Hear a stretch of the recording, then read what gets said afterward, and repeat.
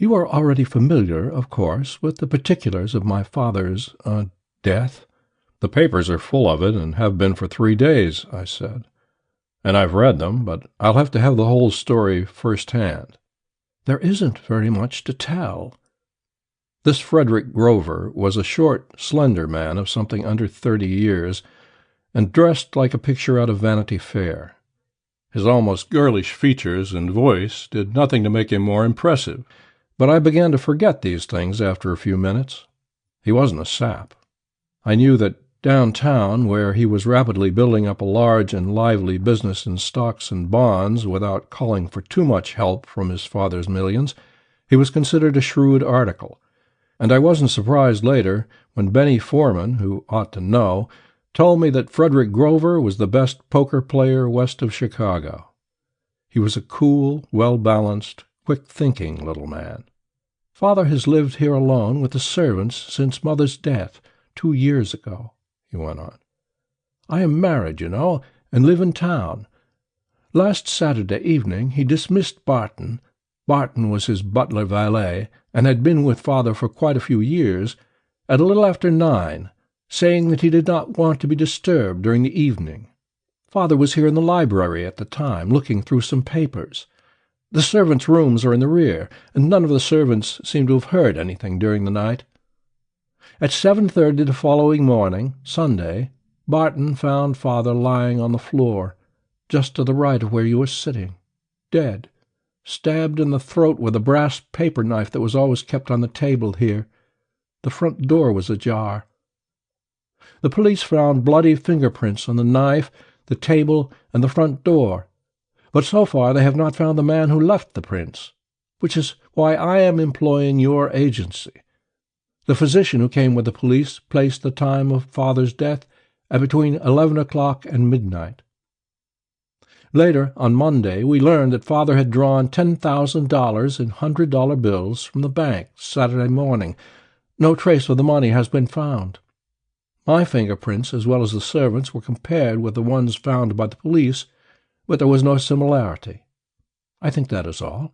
"Do you know of any enemies your father had?" He shook his head. "I know of none, although he may have had them. You see, I really didn't know my father very well. He was a very reticent man, and until his retirement about 5 years ago, he spent most of his time in South America, where most of his mining interests were. He may have had dozens of enemies, though Barton, who probably knew more about him than anyone, seems to know of no one who hated Father enough to kill him." "How about relatives?" "I was his heir and only child, if that is what you are getting at. So far as I know, he had no other living relatives." "I'll talk to the servants," I said. The maid and the cook could tell me nothing, and I learned very little more from Barton. He had been with Henry Grover since 1912, had been with him in Yunnan, Peru, Mexico, and Central America, but apparently he knew little or nothing of his master's business or acquaintances. He said that Grover had not seemed excited or worried on the night of the murder, and that nearly every night Grover dismissed him at about the same time with orders that he not be disturbed. So no importance was to be attached to that part of it. He knew of no one with whom Grover had communicated during the day, and he had not seen the money Grover had drawn from the bank. I made a quick inspection of the house and grounds, not expecting to find anything, and I didn't. Half the jobs that come to a private detective are like this one. 3 or 4 days, and often as many weeks, have passed since the crime was committed. The police work on the job until they are stumped. Then the injured party calls in a private sleuth, dumps him down on a trail that is old and cold and badly trampled, and expects— Oh, well, I picked out this way of making a living, so— I looked through Grover's papers. He had a safe and desk full of them, but didn't find anything to get excited about. They were mostly columns of figures. "I'm going to send an accountant out here to go over your father's books," I told Frederick Grover. "Give him everything he asks for and fix it up with a bank so they'll help him." I caught a streetcar and went back to town, called at Ned Root's office, and headed him out toward Grover's. Ned is a human adding machine with educated eyes, ears, and nose. He can spot a kink in a set of books farther than I can see the covers. "Keep digging until you find something, Ned, and you can charge Grover whatever you like. Give me something to work on, quick." The murder had all the earmarks of one that had grown out of blackmail, though there always is, a chance that it might have been something else. But it didn't look like the work of an enemy or burglar. Either of them would have packed his weapon with him, would not have trusted to finding it on the grounds. Of course, if Frederick Grover or one of the servants had killed Henry Grover, but the fingerprints said no. Just to play safe, I put in a few hours getting a line on Frederick. He had been at a ball on the night of the murder. He had never, so far as I could learn, quarreled with his father. His father was liberal with him, giving him everything he wanted, and Frederick was taking in more money in his brokerage office than he was spending. No motive for a murder appeared on the surface there. At the City Detective Bureau, I hunted up the police sleuths who had been assigned to the murder, Marty O'Hara and George Dean. It didn't take them long to tell me what they knew about it. Whoever had made the bloody fingerprints was not known to the police here. They had not found the prints in their files. The classifications had been broadcast to every large city in the country, but with no results so far. A house 4 blocks from Grover's had been robbed on the night of the murder, and there was a slim chance that the same man might have been responsible for both jobs. But the burglary had occurred after 1 o'clock in the morning, which made the connection look not so good. A burglar who had killed a man and perhaps picked up $10,000 on the bargain wouldn't be likely to turn his hand to another job right away. I looked at the paper knife with which Grover had been killed, and at the photographs of the bloody prints, but they couldn't help me much just now. There seemed to be nothing to do but get out and dig around until I turned up something somewhere. Then the door opened, and Joseph Klain was ushered into the room where O'Hara, Dean, and I were talking. Klain was a hard-bitten citizen for all his prosperous look, 50 or 55, I'd say, with eyes, mouth, and jaw that held plenty of humor, but none of what is sometimes called the milk of human kindness. He was a big man, beefy, and all dressed up in a tight-fitting checkered suit, fawn-colored hat, patent leather shoes with buff uppers, and the rest of the things that go with that sort of combination. He had a harsh voice that was as empty of expression as his hard red face, and he held his body stiffly, as if he were afraid the buttons on his too tight clothes were about to pop off. Even his arms hung woodenly at his sides, with thick fingers that were lifelessly motionless. He came right to the point. He had been a friend of the murdered man's, and thought that perhaps what he could tell us would be of value. He had met Henry Grover, he called him Henny, in 1894 in Ontario, where Grover was working a claim, the gold mine that had started the murdered man along the road to wealth. Klain had been employed by Grover as foreman, and the two men had become close friends. A man named Dennis Waldeman had a claim adjoining Grover's, and a dispute had arisen over their boundaries. The dispute ran on for some time, the men coming to blows once or twice. But finally Grover seems to have triumphed, for Waldeman suddenly left the country. Klain's idea was that if we could find Waldeman, we might find Grover's murderer, for considerable money had been involved in the dispute, and Waldeman was a mean cuss for a fact, and not likely to have forgotten his defeat. Klain and Grover had kept in touch with each other, corresponding or meeting at irregular intervals, but the murdered man had never said or written anything that would throw a light on his death.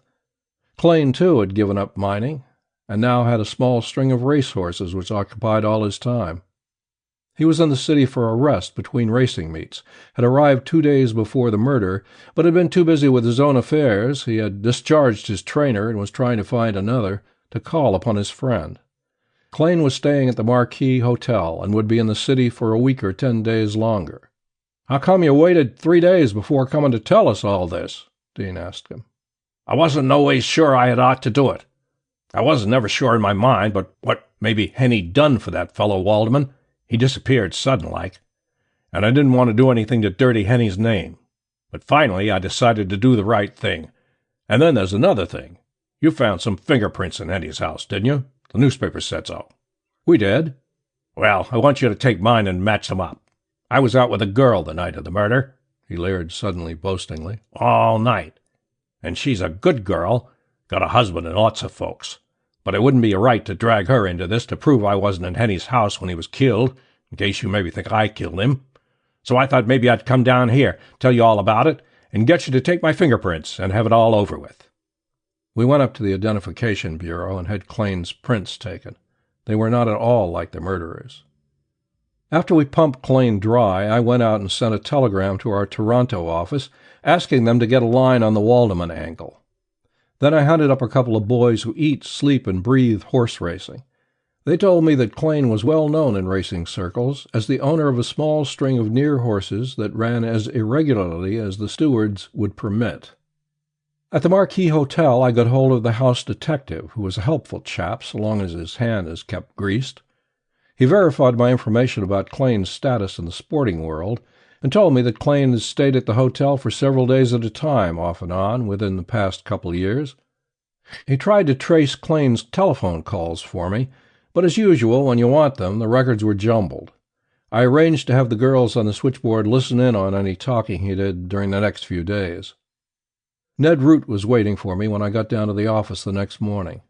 He had worked on Grover's accounts all night and had found enough to give me a start.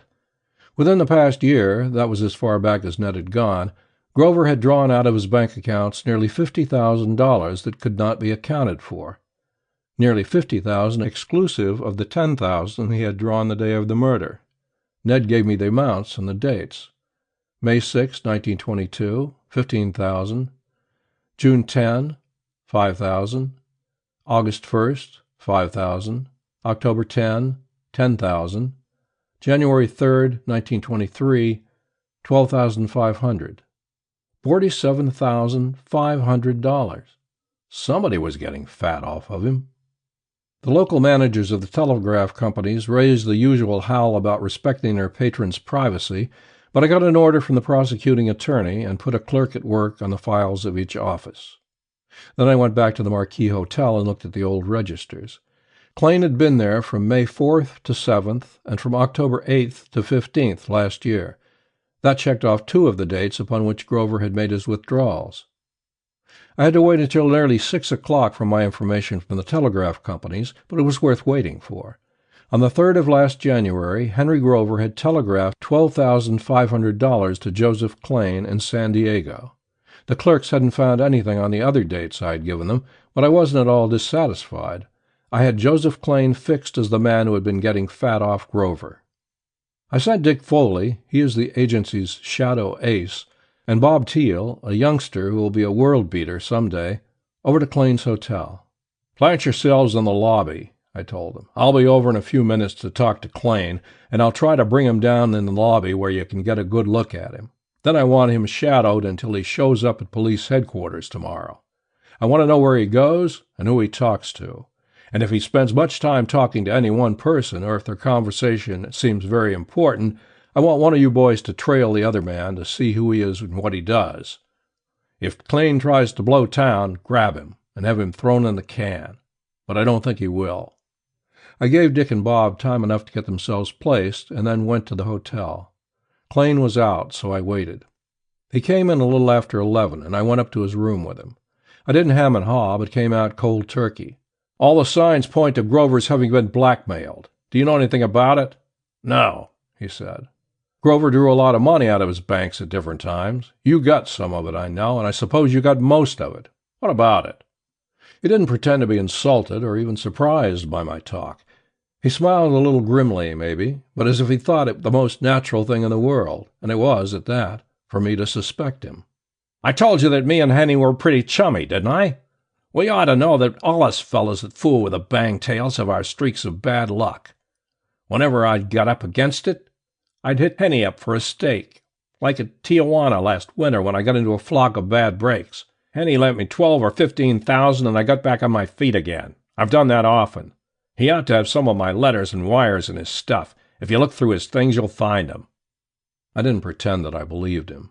"Suppose you drop into police headquarters at 9 in the morning, and we'll go over everything with the city dicks," I told him. And then, to make my play stronger, "I wouldn't make it much later than 9. They might be out looking for you." "Uh-huh," was all the answer I got. I got back to the agency and planted myself within reach of a telephone, waiting for word from Dick and Bob. I thought I was sitting pretty. Klain had been blackmailing Grover. I didn't have a single doubt of that. And I didn't think he had been very far away when Grover was killed. That woman alibi of his sounded all wrong. But the bloody fingerprints were not Klain's, unless the Police Identification Bureau had pulled an awful boner, and the man who had left the prints was the bird I was setting my cap for. Klain had let 3 days pass between the murder and his appearance at headquarters. The natural explanation for that would be that his partner, the actual murderer, had needed nearly that much time to put himself in the clear. My present game was simple. I had stirred Klain up with the knowledge that he was still suspected, hoping that he would have to repeat whatever precautions were necessary to protect his accomplice in the first place. He had taken 3 days then. I was giving him about 9 hours now, time enough to do something, but not too much time, hoping that he would have to hurry things along, and that in his haste he would give Dick and Bob a chance to turn up his partner, the owner of the fingers that had smeared blood on the knife, the table, and the door. At 1:45 in the morning, Dick telephoned that Klain had left the hotel a few minutes behind me, had gone to an apartment house on Polk Street, and was still there. I went up to Polk Street and joined Dick and Bob. They told me that Klain had gone in apartment number 27, and that the directory in the vestibule showed this apartment was occupied by George Farr. I stuck around with the boys until 2 o'clock, when I went home for some sleep. At 7 I was with him again, and was told that our man had not appeared yet. It was a little after 8 when he came out and turned down Geary Street, with the boys trailing him, while I went into the apartment house for a talk with the manager. She told me that Farr had been living there for 4 or 5 months, lived alone, and was a photographer by trade, with a studio on Market Street. I went up and rang his bell. He was a husky of 30 or 32, with bleary eyes that looked as if they hadn't had much sleep that night. I didn't waste any time with him. "I'm from the Continental Detective Agency, and I am interested in Joseph Klain. What do you know about him?" He was wide awake now. "Nothing." "Nothing at all?" "No," sullenly. "Do you know him?" "No." "What can you do with a bird like that?" "Farr," I said, "I want you to go down to headquarters with me." He moved like a streak, and his sullen manner had me a little off my guard, but I had turned my head in time to take the punch above my ear instead of on the chin. At that, it carried me off my feet, and I wouldn't have bet a nickel that my skull wasn't dented, but luck was with me, and I fell across the doorway, holding the door open, and managed to scramble up, stumble through some rooms, and catch one of his feet as it was going through the bathroom window to join its mate on the fire escape. I got a split lip and a kicked shoulder in the scuffle, but he behaved after a while. I didn't stop to look at his stuff. That could be done more regularly later, but put him in a taxicab and took him to the Hall of Justice. I was afraid that if I waited too long, Klain would take a run out on me. Klain's mouth fell open when he saw Farr, but neither of them said anything. I was feeling pretty chirp in spite of my bruises. "Let's get this bird's fingerprints and get it over with," I said to O'Hara. Dean was not in. "And keep an eye on Klain. I think maybe he'll have another story to tell us in a few minutes." We got in the elevator and took our men up to the Identification Bureau, where we put Farr's fingers on the pad. Fells, he's the department's expert, took one look at the results and turned to me. "Well, what of it?" "What of what?" I asked. "This isn't the man who killed Henry Grover." Klain laughed. Farr laughed. O'Hara laughed. And Fells laughed. I didn't. I stood there and pretended to be thinking, trying to get myself in hand. "Are you sure you haven't made a mistake?" I blurted, my face a nice rosy red. You can tell how badly upset I was by that. It's plain suicide to say a thing like that to a fingerprint expert. Fells didn't answer. He just looked me up and down. Klain laughed again, like a crow cawing, and turned his ugly face to me. "Do you want to take my prints again, Mr. Slick Private Detective?" "Yeah," I said. "Just that." I had to say something. Klain held his hands out to Fells, who ignored them, speaking to me with heavy sarcasm. "Better take 'em yourself this time, so you can be sure it's done right." I was mad clean through. Of course it was my own fault, but I was pig-headed enough to go through with anything, particularly anything that would hurt somebody's feelings, so I said, "That's not a bad idea." I'd walked over and took hold of one of Klain's hands. I'd never taken a fingerprint before, but I had seen it done often enough to throw a bluff. I started to ink Klain's fingers and found that I was holding them wrong. My own fingers were in the way. Then I came back to earth. The balls of Klane's fingers were too smooth, or rather too slick, without the slight clinging feeling that belongs to flesh. I turned his hands over so fast I nearly upset him and looked at the fingers. I don't know what I expected to find, but I didn't find anything. Not anything that I could name.